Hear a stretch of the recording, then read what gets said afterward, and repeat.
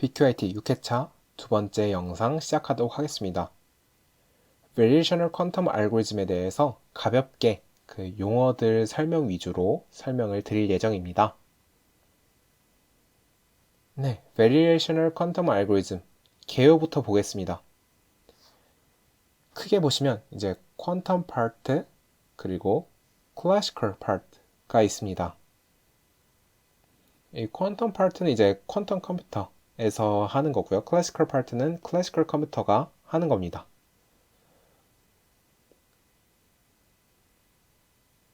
네, 그래서 이러한 Variational Quantum 알고리즘은 크게 이러한 형식으로 생겼고 간단하게 이 각각에 대해서 조금 자세히 뒤에서 볼 거고요.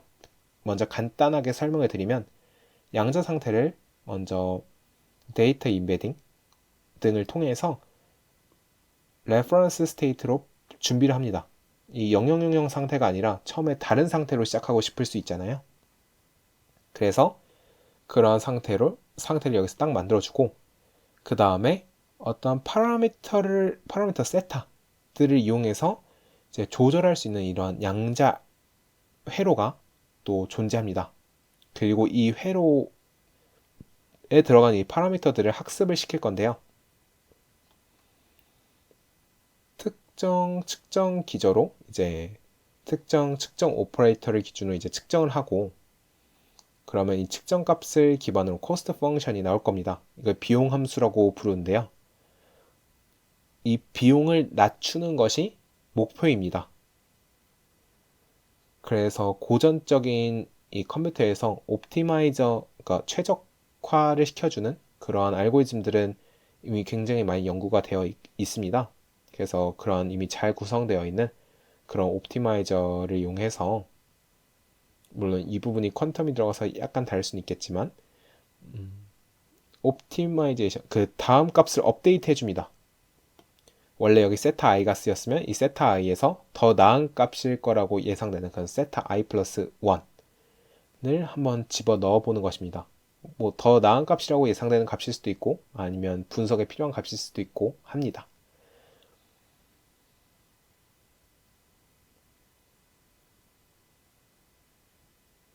네, 그건 이제 옵티마이저에 따라 달라질 것 같습니다. 그래서 Hybrid Quantum Classical Approach 양자와 고전 컴퓨터 두 개를 동시에 사용하는 그런 접근법이다 라는 것이고 이제 되게 중요한 용어가 있는데요. 이 니스크라는 단어를 아셔야 됩니다. 이 니스크는 뭐의 약자냐면 Noisy Intermediate Scale Quantum 즉 지금의 양자 컴퓨터는 노이즈가 굉장히 많습니다. 나중에 양자 컴퓨터를 이용해서 코딩을 해서 그 양자 컴퓨터에 돌려보면 노이즈가 굉장히 많이 끼는 것을 아실 수 있습니다. 그래서 노이즈하고 그 다음에 큐빅 개수가 그렇게 많지는 않고 한 중간 정도의 스케일만큼에 있는 그러한 양자 컴퓨터를 현재 저희들이 갖고 있거든요. 뭐 IBM에서도 그렇고 IonQ 뭐 여러 회사들이 그러한 양자 컴퓨터들을 갖고 있습니다. 그래서 이렇게 노이즈가 많이 끼고 그렇게 많지 않은 큐비트를 갖는 그런 양자 컴퓨터를 이용해서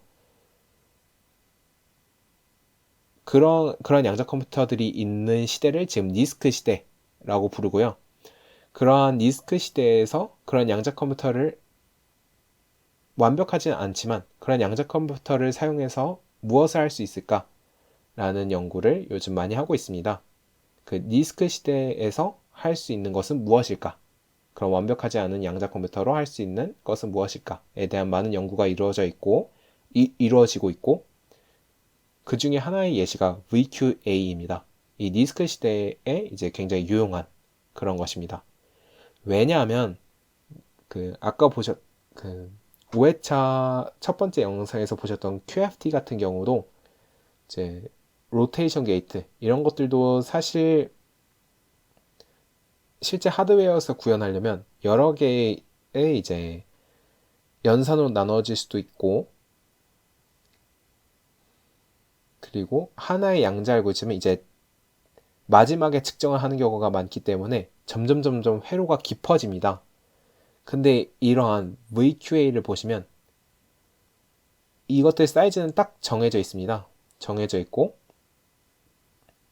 물론 인풋 사이즈가 늘어나면 이것들이 늘어날 수 있겠습니다만, 그 깊이가 늘어날 수는 있지만, 어쨌든 측정을 해서 끝을 냅니다. 끝을 내고 다시 반복을 해서 또 처음부터 초기화를 하고 시작을 해서 또 끝을 내고 이렇게 합니다.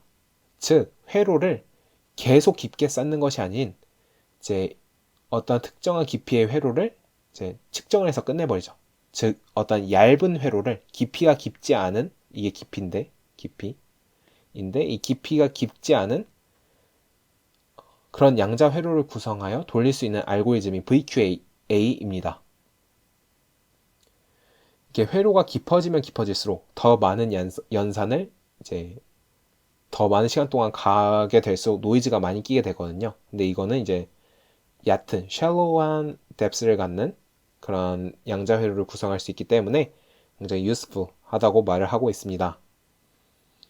그 다음에 이것을 optimization problem, 그러니까 최적화 문제에 이러한 알고리즘을 이용할 수 있는 이유는 이제 variational theorem이라는 거에 베이스를 두고 있기 때문입니다. 이 variational theorem에 대해서는 간단하게 보겠습니다. BQIT 2회차에서 양자역학의 공리 관련된 부분을 다룰 때 저희가 측정은 Hermitian operator로 표현이 된다고 했죠. 그리고 expectation value는 다음과 같이 측정의 기대값은 다음과 같이 표현이 된다고 하였습니다. 그리고 Hermitian operator는 spectral decomposition, 즉 eigenvalue와 eigenvector를 이용해서 다음과 같이 분해할 수 있다고 하였습니다. 그래서 일단 다음과 같이 eigenvalue를 나열했다고 합시다. 그러니까 람다 제로가 가장 작은 eigenvalue입니다. 이 spectral decomposition 한 거를 이 expectation 공식에다 넣어주고 계산을 해보면 이 시그마를 앞으로 끄집어내고 푸사일 넣고 푸사일 넣었습니다. 그럼 이렇게 되는데 이 람다 K 그리고 이것은 보시면 어떠한 복소수와 어떠한 복소수의 켤레 복소수이기 때문에 이거 어떠한 복소수 크기의 제곱이 됩니다. 그리고 이것은 항상 양수죠. 이것들은 양수기 때문에 어떠한 이러한 부등식을 갖고 오게 될 수 있는데 이미의 모든 람다 K들은 람다 제로보다는 큽니다. 이 람다 제로가 가장 작은 아이겐밸류라고 했기 때문에 그리고 뒤에 있는 숫자는 양수이기 때문에 다음과 같은 부등식이 성립하게 됩니다. 그럼 더 이상 이 람다 제로는 K에 대한 수가 아니기 때문에 이 시그마를 안에 넣을 수 있고요. 그 다음에 이것은 아이덴티티 오퍼레이터가 됩니다. 이것도 헐미션 오퍼레이터의 특징 중에 하나죠. 그래서 왜냐면 이게 오소노멀한 베이게 할 수 있으니까 그래서 이러한 결과가 나오게 되고 저희가 모든 양자 상태는 노멀라이제이션 되어 있다고 했죠. 그래서 크기의 제곱은 1이기 때문에 람다 제로가 됩니다. 즉 어떤 측정 오퍼레이터를 정했을 때 그 측정 오퍼레이터의 최소값은 람다 제로라는 것입니다. 이렇게 하한선이 있기 때문에 저희가 어떤 코스트 펑션, 비용 함수를 최소화하는 방향으로 이제 옵티마이제이션을 시킬 수 있는 겁니다. 이런 VQA에서. 그래서 이러한 VQA의 응용으로는 이제 VQE, 그 다음에 VQD, 그 다음에 옵티마이제이션 프로블럼, 혹은 이것은 이제 그래프 관련된 문제인데, 맥스컷 프로블럼, 그 다음에 퀀텀 머신러닝 등에도 이제 VQA가 이용될 수 있습니다. 이 양자 컴퓨터를 이용해서도 머신러닝을 할 수 있습니다. 네, 그럼 이제 VQA의 각각의 요소에 대해서 간단하게 보도록 하겠습니다. 먼저 시작은 Reference Preparation이었죠. Reference Preparation은 처음에 어떻게 시작할지를 정하는 겁니다. 그래서 UR로 변환을 말을 하고 처음 초기화 상태는 이거죠. 그래서 다음과 같은 상태로 이제 초기화를 시키는 건데 먼저 정해진 이니셜 스테이트를 정할 수도 있습니다. 저희가 만약에 001이라는 상태로 시작을 하고 싶다 하면 처음에 i-i x 라는 연산을 가고 시작할 수 있는 거죠. 000 n은 3일 때, 즉 큐빅 개수가 3일 때 000으로 처음에 초기화가 되어 있으니까 i-i x를 가게 되면 001이 되겠죠. 그다음 만약에 이런 상태로 초기화를 하고 싶다 하면 이러한 연산을 처음에 가해주면 될 것입니다.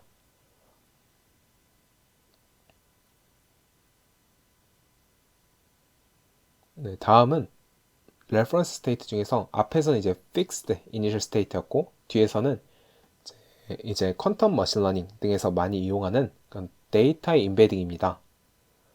저희가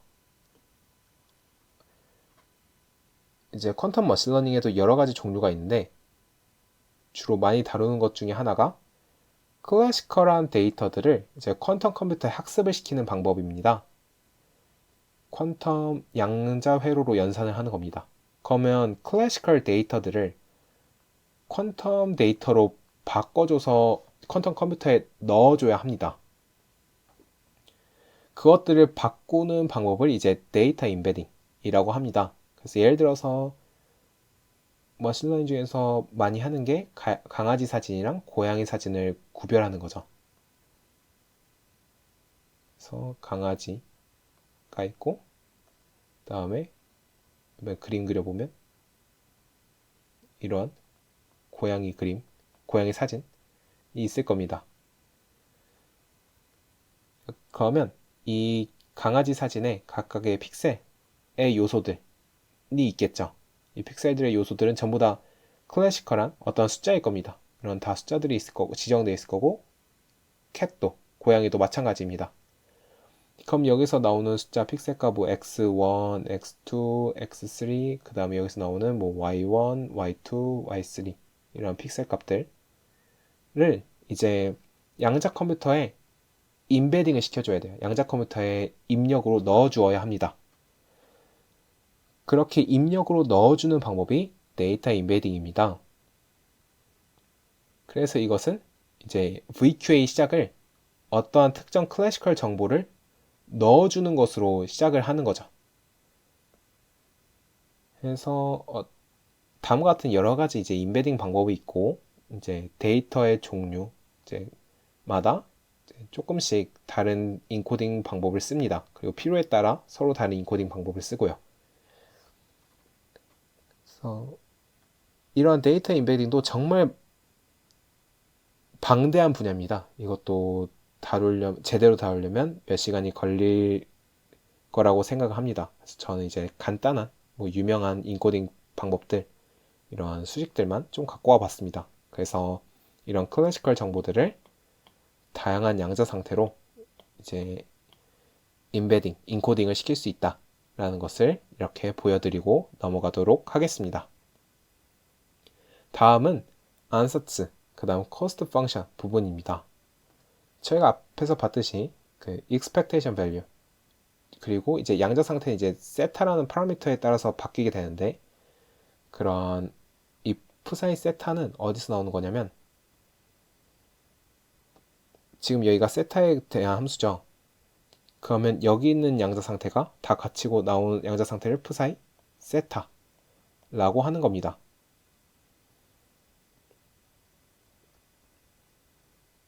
그리고 이렇게 벡터 표시가 붙은 거는 이 세타가 파라미터가 한 개가 아니고 여러 개의 묶음일 수 있기 때문입니다.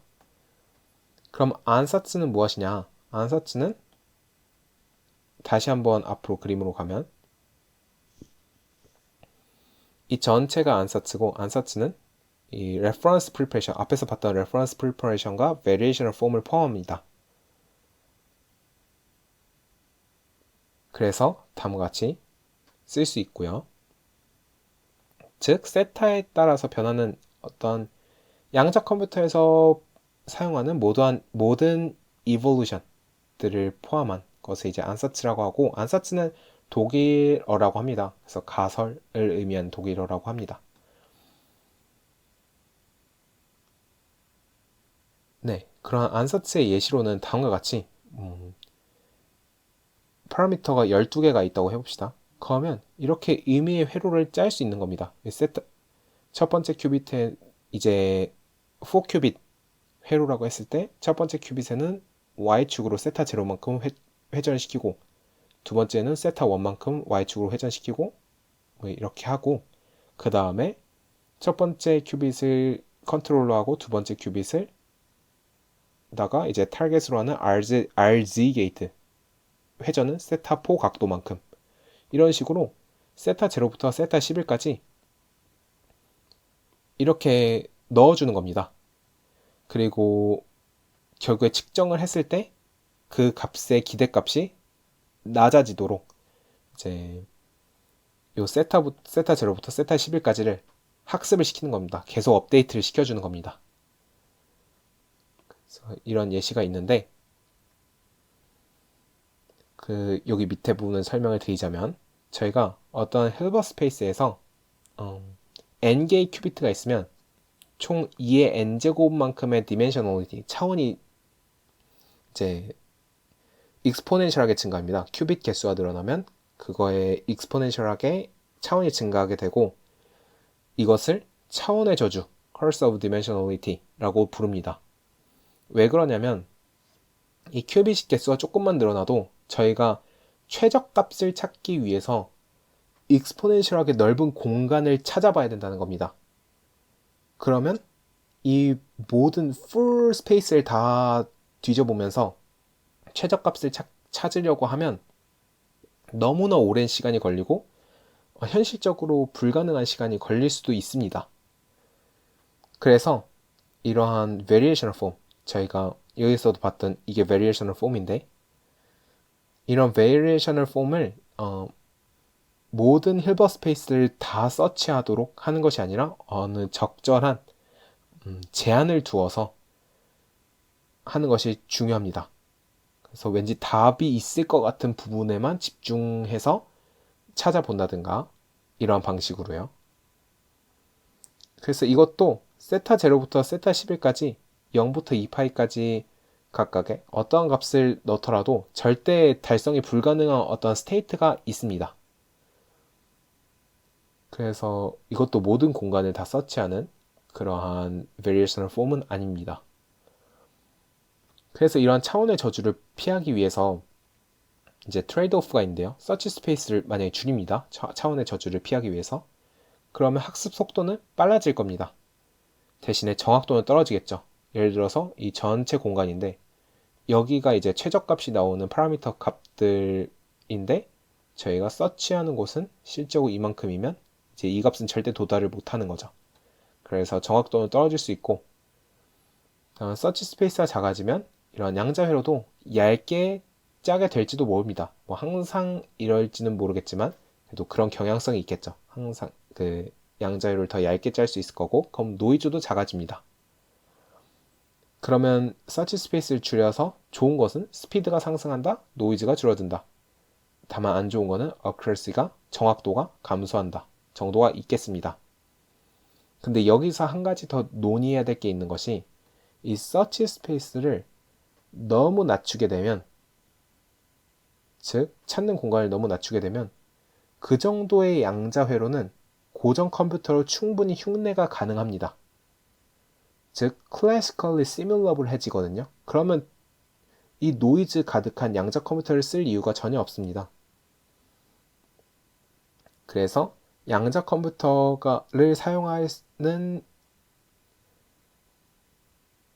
그런 당위성이 필요한 정도의 이제 서치 스페이스는 확보하고 그 정도에서 이제 적절한 트레이드오프를 주어야 하는 것이겠지요.